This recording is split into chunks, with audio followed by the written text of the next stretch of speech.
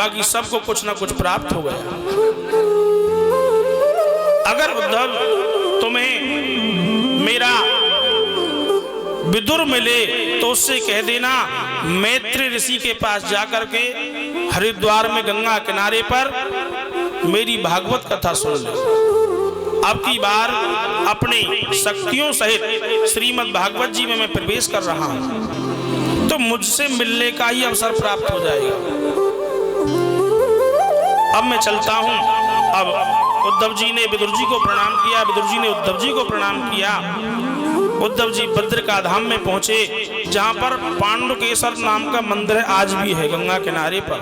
उद्धव जी बैठे हैं, भगवान की पादुकाएं वहां पर हैं। विदुर जी पहुंचे हरिद्वार, मैत्री ऋषि का आश्रम है गंगा किनारे। जैसे ही पहुंचे तो मैत्री ऋषि ने स्वागत सम्मान किया और खड़े होकर के बोले, साधु पुष्टय त्वया साधो लोकान साधुवन गृह्यता कीर्ति वितन्वता लोके आत्मानो धोक्षयात्मना। 3 बार साधु कहा है इस श्लोक में व्यास जी ने। अरे आप तो विदुर जी परम साधु हो, परम साधु हो, परम साधु हो, और मैं आपको जानता हूं। विदुर जी कौन थे? ये यमराज के साक्षात अवतार थे। मांडव ऋषि के द्वारा 100 वर्ष शूद्र योनि में जन्म लेने का श्राप मिला था। मैं आपको जानता हूं, आप साक्षात धर्मराज। प्रभु निजधाम जाने से पहले मुझे आज्ञा देकर के गए हैं, विदुर जी आए तो उन्हें तुम भागवत की कथा श्रवण करा देना, इसलिए मैं रुका हुआ। आइए, आसन दिया तो बोले, महाराज मेरा यही प्रश्न है, ये संसार कैसे बना?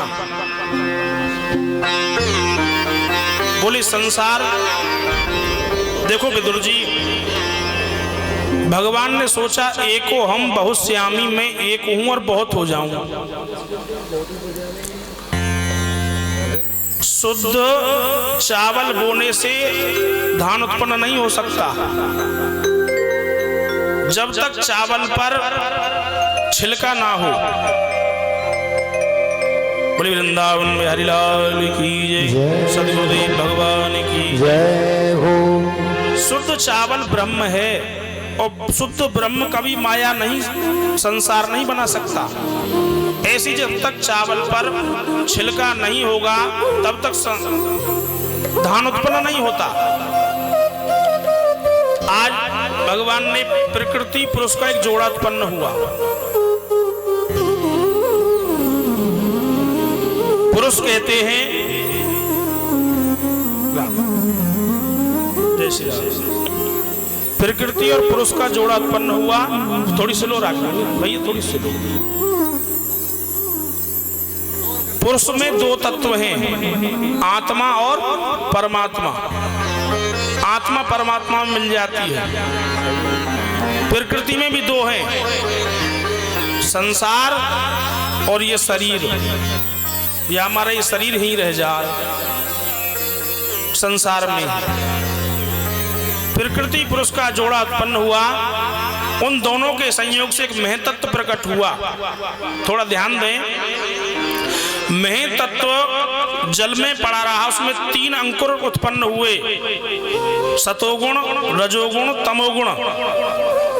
सतोगुण से बना मन, रजोगुण से बनी ये इंद्रियां, या हमारा अच्छो चाहिए इंद्रियन ने, और तमोगुण से बने 5 महाभूत, अग्नि, जल, पृथ्वी, वायु और आकाश। सात्विक से अहंकार, मन और इंद्रियों के अधिष्ठाता देवता, कर्मेंद्री, ज्ञानेंद्री, कुल मिलाकर के 24 तत्व प्रकट हो गए, जल में पड़े हैं। लेकिन कोई उसमें क्रिया नहीं है, जल में है। भगवान ने अपनी शक्ति से उस जल में प्रवेश किया।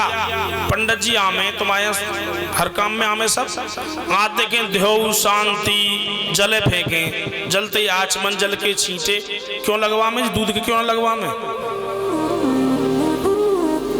भाई दूध के भी लगा सकते हैं। जल जो है वो भगवान नारायण का स्वरूप है। बम्बे को पानी चले भैया देखते हैं नार आयो के ना नार माने पानी नार धन अयन एन माने घर जिसका घर पानी में जल में उसी का नाम है नारायण। मनुस्मृति का एक मंत्र है आपो नरा इति प्रोक्ता आपो वे नर सोनवा तातदस्यम अमनम पूर्वम तेन नारायण स्मृतः। आज नारायण भगवान बोले वृंदावन बिहारी लाल की जय। वो ये ध्यान ना रही नहीं मैं सोचता रहो गोविंद भगवान की जय। आज भगवान ने अपनी शक्ति से उस जल में प्रवेश किया और जो वो 24 तत्व फैले हुए थे गायत्री मंत्र में भी 24 अक्षर हैं इस शरीर में भी 24 हैं 10 इंद्री 5 प्राण 5 तत्व और मन बुद्धि चित्त अहंकार इनमें भगवान ने प्रवेश किया। शक्ति से जल में नारायण प्रकट हो गए। नारायण की नाभि से कमल और कमल पे ब्रह्मा जी। अब जब ब्रह्मा जी प्रकट हुए तो चारों तरफ देखते जल ही जल भरा हुआ है। चारों तरफ देखा तो ब्रह्मा जी के 4 मुख हो गए कुछ दिखाई नहीं दिया। जय श्री राम।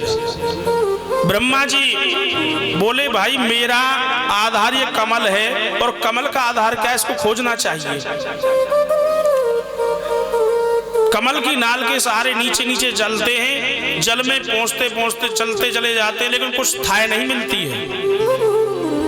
लौट करके ऊपर आ गए बोले कुछ दिखाई नहीं देता कुछ मिलता नहीं है। तो उनको 2 आवाज सुनाई दी। वो कमल का जो पत्ता था वो जल पर 2 शब्द स्पर्श करता था तय और पे यानी तप। अरे ब्रह्मा जी आप तप करो तप करो तप करो। ब्रह्मा जी ध्यान में बैठ गए तप करने लग जाते हैं। काफी समय हो गया भगवान प्रसन्न हुए ब्रह्मा जी को दर्शन दिया। बोले ब्रह्मदेव मेरी आज्ञा है आप सृष्टि की रचना करो। बोले प्रभु तुम कह रहे हो सृष्टि की रचना करो कहीं मुझे अहंकार हो गया तो। बोले आपको अहंकार नहीं हो सकता ये मेरा वरदान है। बोले नहीं महाराज अहंकार हो जाता है और हो जाता है। तीर्थों का राजा कौन है जी? अरे खूब कथा सुनो बताओ। प्रयागराज इलाहाबाद त्रिवेणी प्रयागराज तीर्थों के राजा हैं और तीर्थों का गुरु कौन है? पुष्कर। एक बार प्रयागराज को अहंकार हो गया और भगवान के पास पहुंचे। श्री कृष्ण भगवान के पास बोले प्रभु सभी तीर्थ मुझे टैक्स देने आते कर देने आते हैं लेकिन वृंदावन कभी कर देने नहीं आता। बोले ओहो तीर्थराज इतना अहंकार हमसे ही कर। अरे वृंदावन तो साक्षात मेरा घर है। धन धन वृंदावन रजधानी धर्म कर्म तहाँ बटत जेवरी मुक्ति भरे तहाँ पानी। धन धन वृंदावन रजधानी। अरे हमसे ही कर लेने आते हो। प्रभु से क्षमा मांगी। तो वृंदावन धाम तो ऐसा है। ऐसे परमात्मा ने सृष्टि की रचना आगे बढ़ाते हैं। जिस प्रभु ने इस सृष्टि को रचा है वो ही संसार को चला रहे हैं। रचा है सृष्टि को जिस प्रभु ने वही ये सृष्टि चला रहे हैं। रचा है सृष्टि को जिस प्रभु ने वही ये सृष्टि चला रहे हैं। जो पेड़ हमने लगाया पहले जो पेड़ हमने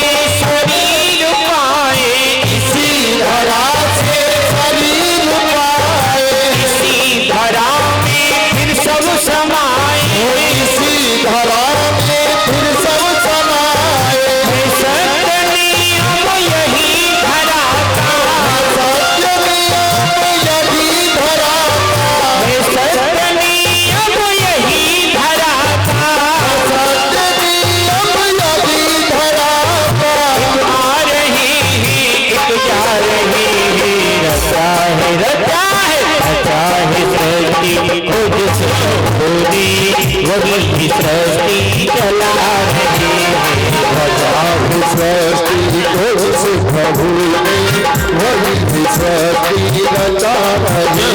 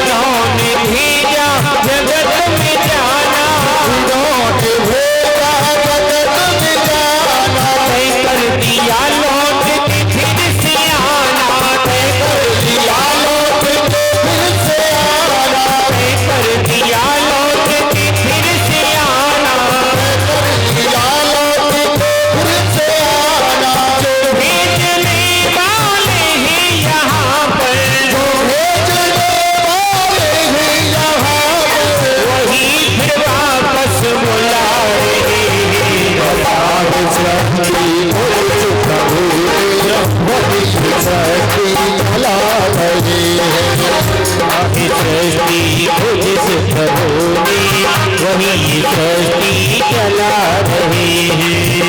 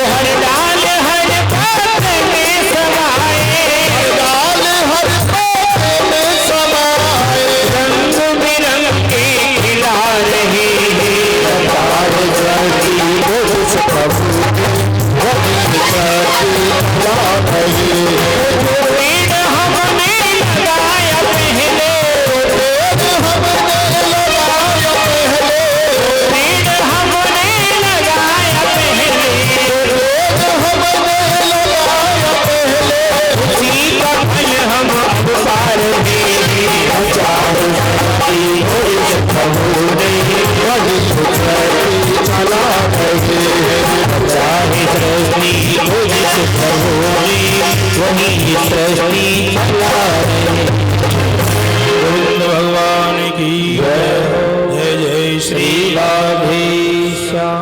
तबीयत सही है? ठीक है, तबीयत सही है? हाँ ठीक है, दबा ले। अब चक्कर के लंबो सफर पड़ जाए, सफर मान ले और तो सब देखी जाती, कोई बात ना, प्रभु के नाम सब नैया पार होगी। बोले गोविंद भगवान की जय। ब्रह्मा जी को आदेश हुआ जी, ब्रह्मा जी ने उस कमल कोश के 14 भाग किए, 7 ऊपर के 7 नीचे के। ऊपर के कौन से? भू भुव स्वय महे जन तप और सत्य। 7 नीचे के लोग बना दिए, तल अतल बेतल सुतल तलातल रसातल और पाताल। और ये 14 भुवन इस शरीर में ही हैं। कहते ना पिंडेशो ब्रह्मांडे, नाभि से ऊपर 7 और नाभि से नीचे 7। ब्रह्मा जी ने यहां से मानसी सृष्टि प्रारंभ की है। 4 मानस पुत्र बनाए, प्रकट किए, सनक, सनंदन, सनातन और सनत कुमार। इनसे कहा पुत्र सृष्टि की रचना करो। बोले पिताजी हम तो भगवान का भजन करेंगे, बस हमें इस मोह माया में, संसार के बंधन में नहीं पड़ना। बोले कोई बात नहीं। फिर 10 पुत्र और ब्रह्मा जी ने प्रकट किए, मरीचि, अत्रि, अंगरा, पुलस्त, पुलह, कृतु, भृगु, वशिष्ठ, दक्ष और 10वें नारद जी। इनसे कहा आप सृष्टि की रचना करो। बोले हम भगवान का भजन करेंगे, अभी सृष्टि की रचना नहीं करेंगे। अब ब्रह्मा जी सोचने लगे जाए बनाऊं, कोई बाबा जी है जाए, ये संसार कैसे चलेगा। ब्रह्मा जी ने ध्यान किया, ब्रह्मा जी के भूमध्य भाग से एक नीले और लाल रंग का एक छोटा सा तत्व प्रकट हुआ, वही हुए रुद्र भगवान। बोली शंकर भगवान की जय हो। नीले और लाल लोहित प्रकट हुए, देखते देखते विशाल शरीर ब्रह्मा जी के सामने खड़ा हो गया। कैसा शरीर है, आधा भाग पुरुष आधा भाग स्त्री, एक कान में कुंडल, एक में कनफर्रा, एक साइड में धोती साड़ी, एक में बाघंबर। अर्धनारीश्वर रूप दिखाया भगवान भोलेनाथ ने ब्रह्मा जी को। अरे ब्रह्मा जी आप इस रूप स्वरूप को पहचानो। बोली अर्धनारीश्वर भगवान की जय हो। और आदमी आदमी मत बनाओ, स्त्री बनाओ।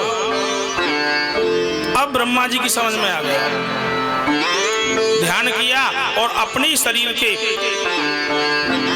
2 भाग किए, दाहिने भाग से स्वयं मनु और बाएं भाग से रानी शत्रुपा। आदेश किया जाओ सृष्टि की रचना करो, अपना ग्रस्त बसाओ। ब्रह्मा जी को प्रणाम करके दोनों आए।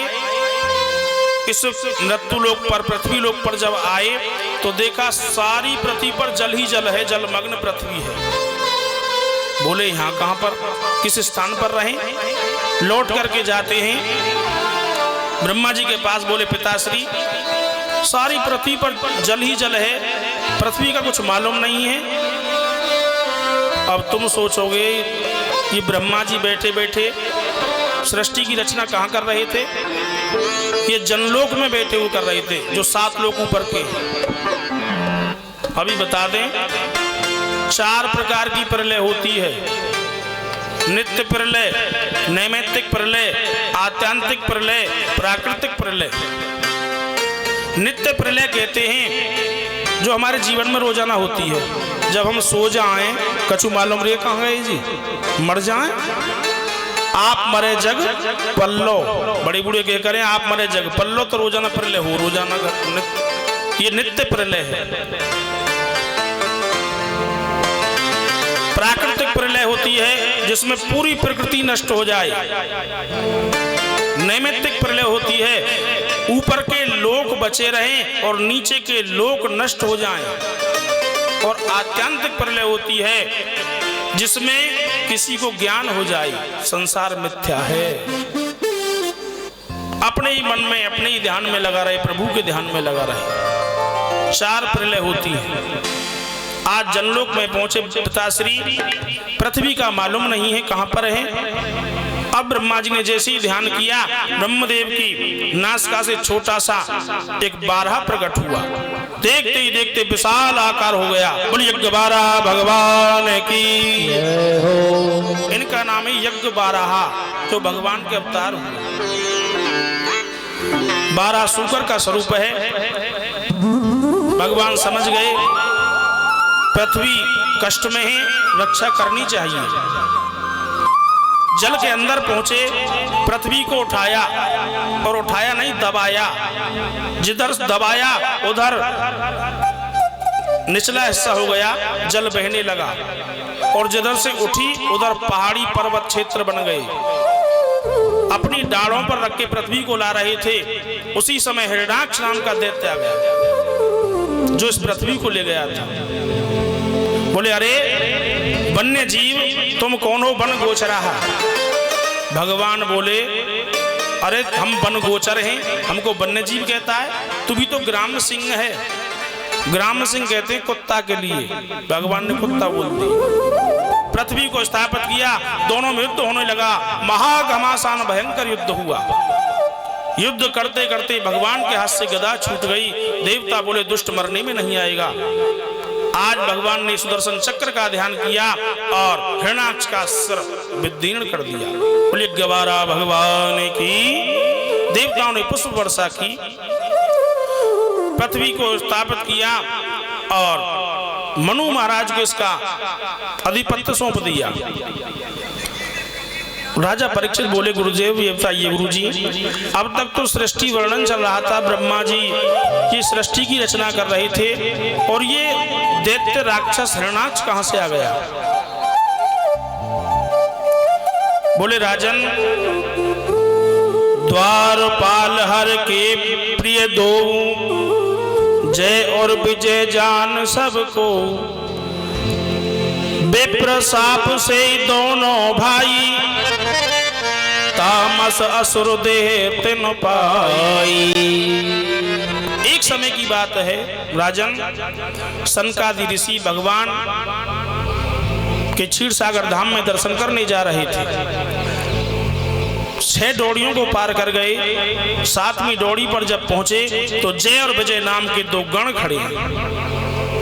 सनकादि ऋषियों को रोक दिया। महात्मन इस समय प्रभु आराम कर रहे हैं, आप दर्शन को नहीं जा सकते। बोले भगवान के दर्शन के लिए रोकते हो? मूर्खो, जाओ तुम्हें श्राप देते, 3 जन्म तक घोर राक्षस बनोगे। श्राप दे दिया। श्राप के कारण इनका पतन हो रहा था, ये ऊपर से गिर रहे थे। उसी समय क्या हुआ? संध्या समय था। मरीचि ऋषि के पुत्र थे कश्यप, और कश्यप जी महाराज के 2 पत्नियां थी, दिति और अदिति।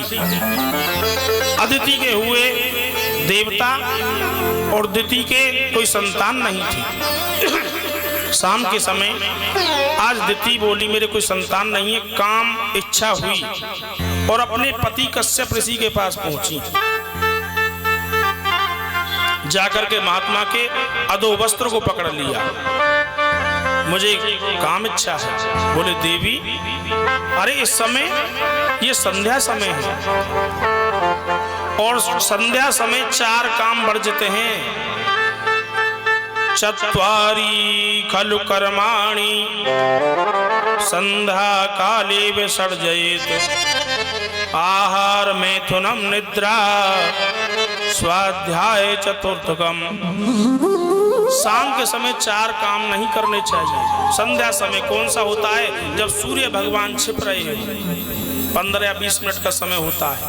भोजन नहीं करना चाहिए, नहीं तो भोजन करने से हमारे शरीर में अकारण रोग उत्पन्न हो जाएगा। सोना नहीं चाहिए, दरिद्रता आती है। बड़ी बुढ़ी ना कह में ये 2 वक्त मिल रहे, देरी बैठे हो, अरे सो रो 2 वक्त मिले। पहले इतनी भागवत ना हुई, पर भागवत जान है ये सब, अब इतनी ज्यादा है, इतनी भूलते जा रहे हैं। सोना नहीं चाहिए, पढ़ना नहीं चाहिए,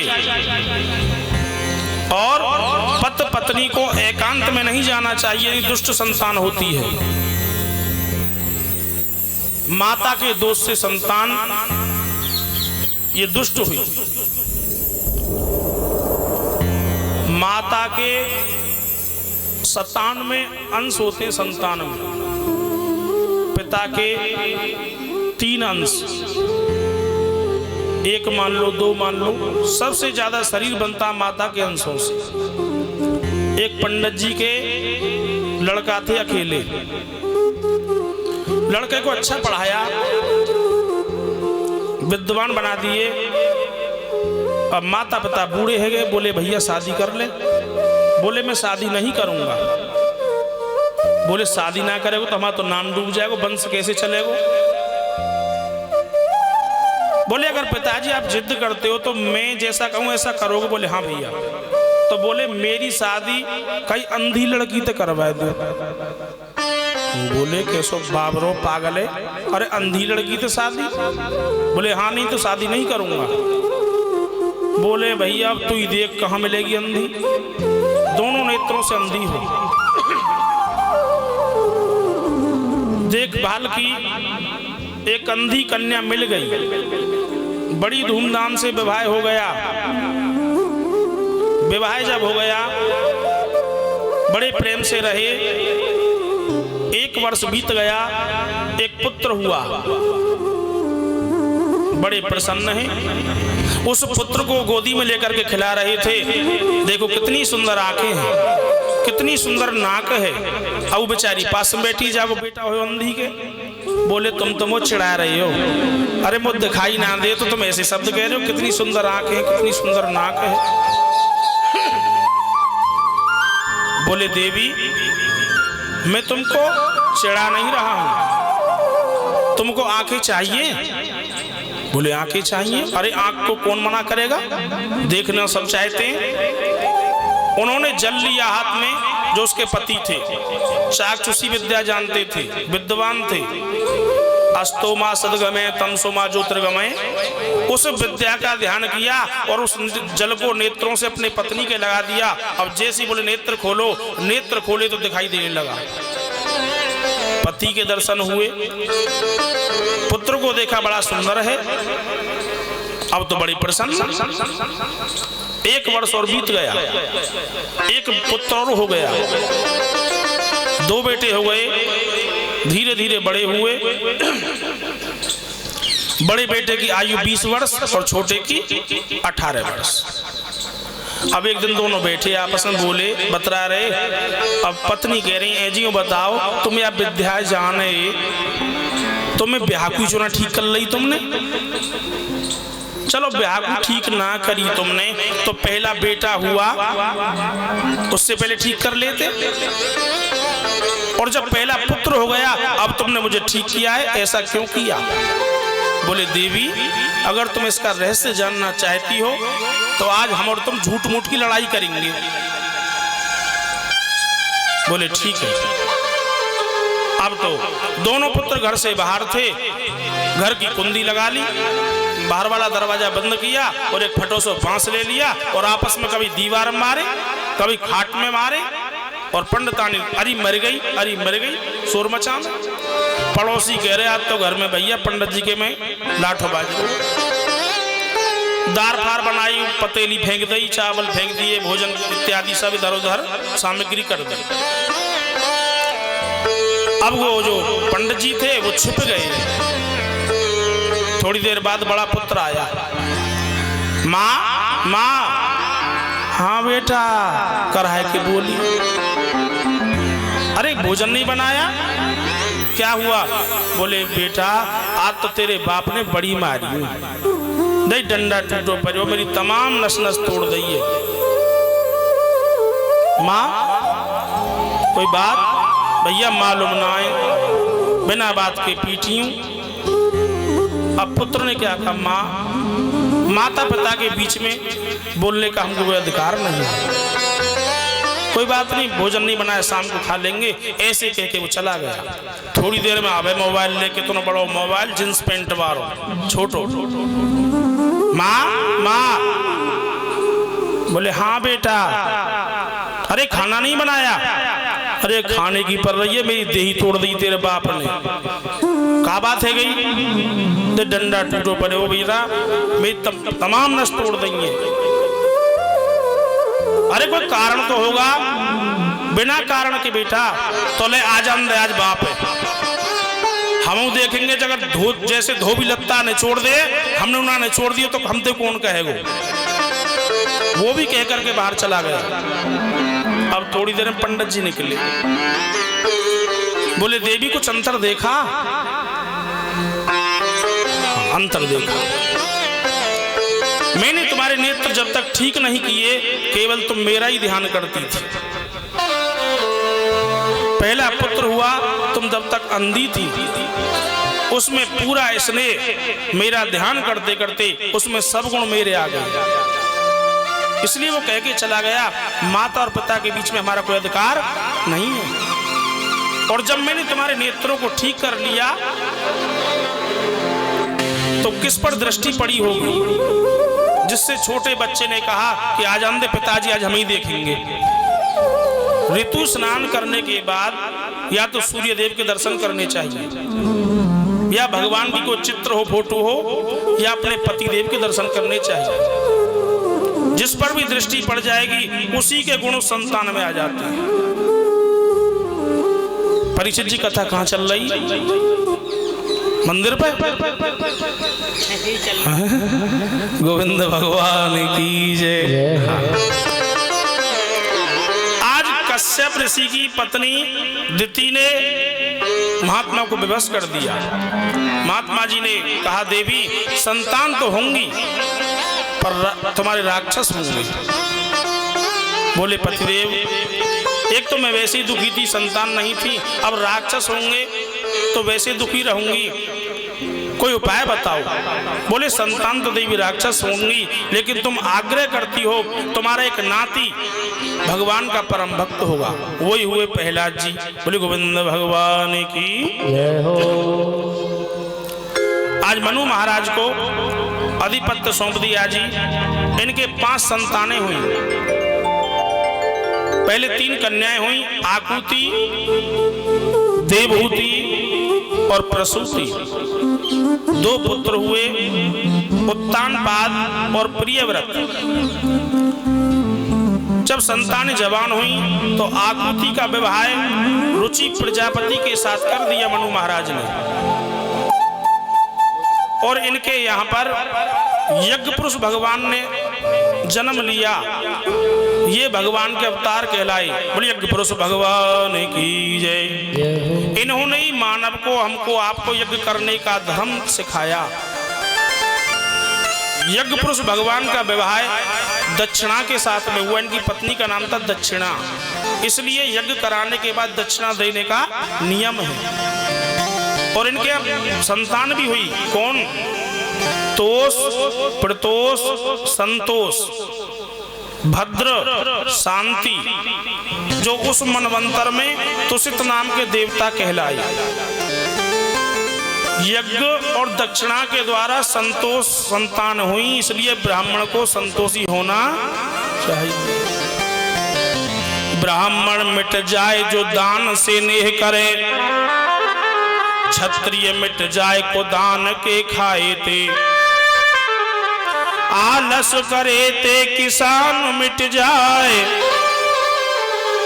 विधवा मिट जाए श्रृंगार के बनाए ते, पवन के झकोर इनसे बादल हट जात, आदर मिट जाए रोजाना के घर जाए ते, अधर्म करे ते सब धन मिट जाए, और पाप मिट जाए एक हरि गुण गायते। इसलिए हमको और आपको परीक्षित जी दादाजी के सानिध्य में वक्त बहुत सुनहरा मिला है। भगवान का गुण गाने के लिए बड़े प्रेम से भगवान का ध्यान करते रहें, भगवान का कीर्तन सुनते रहें, कथा सुनते रहें, कल्याण प्राप्त हो जाता है। और ये वक्त मिला है श्याम का गुण गाने के लिए।